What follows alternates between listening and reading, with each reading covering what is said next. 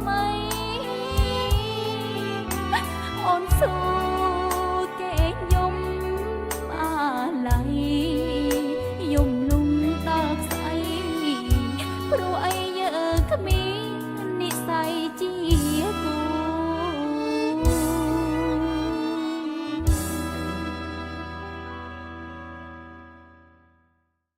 រូបម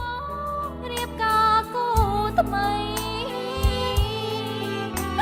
អូនសួរគេខ្ញុំអាឡ័យយំលំដល់ស្អីព្រោះអីយើងគ្មាននិស្ស័យជាគូ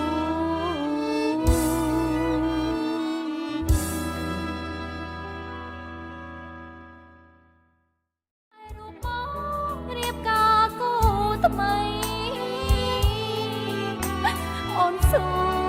រគេខ្ញុំអាឡ័យយំលំដល់ស្អីព្រោះអីយើងគ្មាននិស្ស័យជាគូ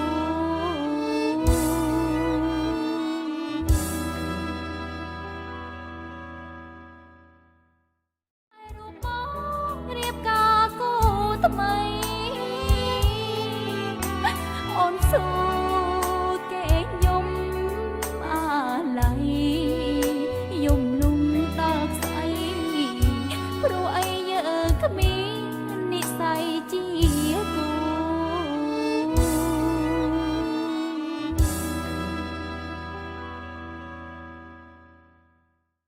រូបមករៀបការគូថ្មីអូនសួរគេខ្ញុំអាឡ័យយំលំដល់ស្អីព្រោះអីយើងគ្មាននិស្ស័យជាគូ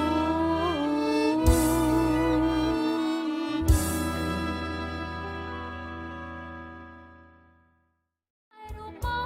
ករៀបការគូថ្មីអូនសួរគេខ្ញុំអាឡ័យយំលំដល់ស្អីព្រោះអីយើងគ្មាននិស្ស័យជាគូ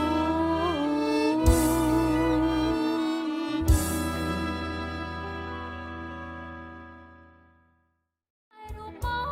ករៀបការគូថ្មី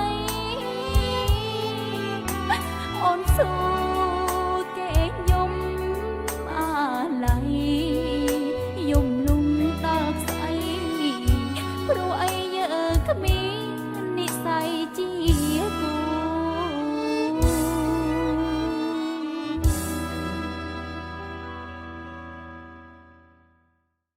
រូបមករៀបការគូថ្មី